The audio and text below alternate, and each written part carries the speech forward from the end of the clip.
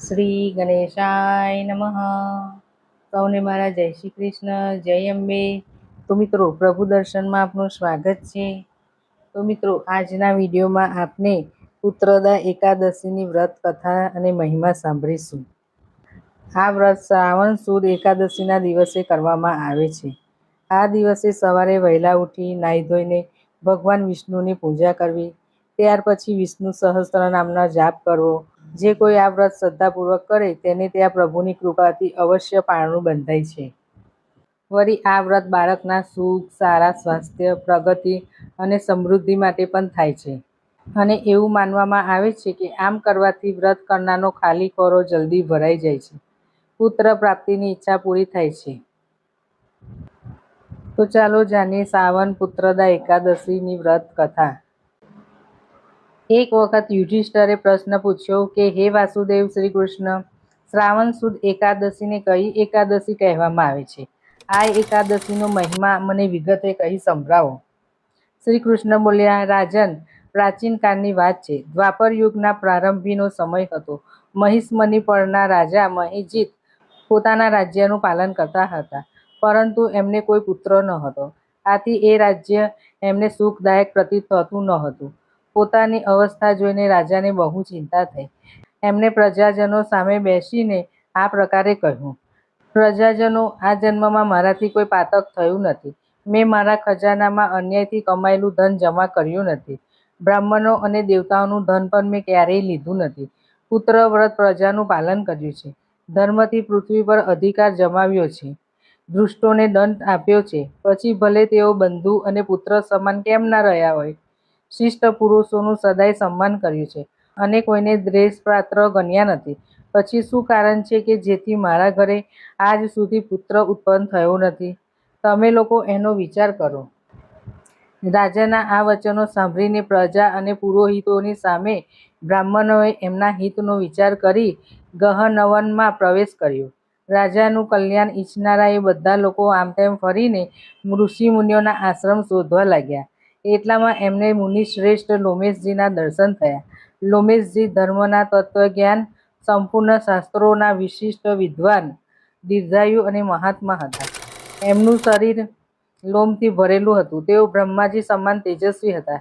એક એક કલ્પ વસતા એમના શરીરનો એક એક લોમ ખરતો. આથી એમના નામ લોમેશ પડ્યું હતું. એ મહામુનિ ત્રણેય કાળની વાત જાણતા હતા. એમને જોઈને બધા લોકોને આનંદ થયો. લોકોને પોતાની પાસે આવેલા જોઈને લોમેશજીએ પૂછ્યું, તમે બધા લોકો અહીં શા માટે આવ્યા છો? તમારા આગમનનું કારણ જણાવો. તમારા માટે જે હિતકર કાર્ય હશે એ હું અવશ્ય કરીશ. પ્રજાજનોએ કહ્યું, બ્રાહ્મણ, આ સમયે અમારા મહિજીત નામના જે રાજા છે એમને કોઈ પુત્ર નથી. અમે લોકો એમની જ પ્રજા છીએ. અમારું એમને પુત્રની જેમ પાલન કર્યું છે. એમને પુત્રહીન જોઈને એમના દુઃખથી અમે દુઃખી થઈએ છીએ. અમે તપસ્યા કરવાનો દૃઢ નિશ્ચય કરીને અહીં આવ્યા છીએ. હે મહામુનિ, રાજાના સદભાગ્યે આ સમયે અમને આપના દર્શન થઈ ગયા છે. મહાપુરુષોના દર્શનથી જ મનુષ્યના સઘળ કાર્યો સિદ્ધ થઈ જાય છે. હવે અમને એ જણાવો કે કયું કર્મ કરવાથી અમારા રાજાને પુત્ર પ્રાપ્તિ થાય. એમની વાત સાંભળી મહર્ષિ લોમેશ બે ઘડી સુધી ધ્યાનમગ્ન થઈ ગયા. ત્યારબાદ રાજાના પૂર્વજન્મનો વૃત્તાંત જાણીને એમણે કહ્યું, પ્રજાજનો, તમારા રાજા પૂર્વજન્મમાં મનુષ્યનું લોહી ચૂસનારો પૂરવૈશ્ય હતો. એ વૈશ્ય ગામડે ગામડે ફરીને વ્યાપાર કરતો હતો. એક દિવસ જેઠના શુક્લ પક્ષમાં એકાદશીની તિથિએ જ્યારે બપોરનો સૂર્ય તપતો હતો ત્યારે એ કોઈ ગામની સીમમાં એક જરાશયે પહોંચ્યો. પાણીથી ભરેલી વાવડી જોઈને વૈશ્યે ત્યાં પાણી પીવાનો વિચાર કર્યો. એટલામાં ત્યાં પોતાની વાછરડી સાથે ગાય આવી પહોંચી. એ તરસથી પીડિત અને તાપથી વ્યાકુળ હતી. આથી વાવડીમાં જઈને પાણી પીવા લાગી. વૈશ્યે પાણી પીતી ગાયને હાંકીને દૂર હટાવી દીધી અને પોતે પાણી પીધું. ગાયની આંતરડી કકરવાના પાપના કર્મને કારણે રાજા આ સમયે પુત્રહીન થયો છે. બીજા કોઈ જન્મના પુણ્યથી એને નિષ્કંઠ રાજ્યની પ્રાપ્તિ થઈ છે. પ્રજાજનોએ કહ્યું, હે મુનિ, પુરાણોમાં ઉલ્લેખ છે કે પ્રાયશ્ચિત રૂપના પુણ્યથી પાપો નષ્ટ થાય છે. માટે એવો પુણ્ય કર્મનો ઉપદેશ આપો કે જેનાથી અમારા રાજાના પાપ નષ્ટ થઈ જાય અને એમને પુત્ર પ્રાપ્ત થાય. લોમેશજી બોલ્યા, પ્રજાજનો, શ્રાવણ માસના શુક્લ પક્ષમાં જે એકાદશી આવે છે એ પુત્રદાના નામે વિખ્યાત છે. એ મનોવાંછિત ફળ આપનારી છે. તમે લોકો એનું વ્રત કરો અને એનું પુણ્ય તમારા રાજાને અર્પણ કરો, જેથી રાજાને જરૂર સંતાન થશે. આ સાંભળી મુનિને નમસ્કાર કર્યા અને નગરમાં આવીને વિધિપૂર્વક પુત્રદા એકાદશીના વ્રતનું અનુષ્ઠાન કર્યું. એમને વિધિપૂર્વક જાગરણ પણ કર્યું અને એનું નિર્મળ પુણ્ય રાજાને અર્પણ કરી દીધું. ત્યારબાદ રાણીને ગર્ભ ધારણ કર્યો અને પ્રસવનો સમય આવતા તેજસ્વી પુત્રને જન્મ આપ્યો. આખા રાજ્યમાં આનંદ છવાઈ ગયો. પુત્રદા એકાદશીના વ્રતથી મનુષ્યો પાપોથી મુક્ત થઈ જાય છે તથા ઇન્દ્રલોકમાં સુખ મેળવીને પરલોકમાં સ્વર્ગીય ગતિને પ્રાપ્ત થાય છે.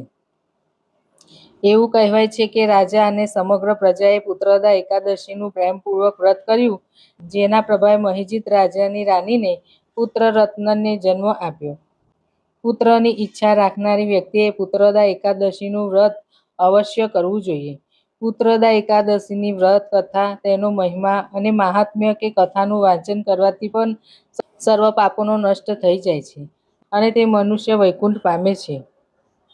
બોલો શ્રી લક્ષ્મીપતિ નારાયણની જય. તો મિત્રો, તમને અમારો વિડીયો પસંદ આવ્યો હોય તો લાઈક શેર જરૂર કરજો. સૌને મારા જય શ્રી કૃષ્ણ.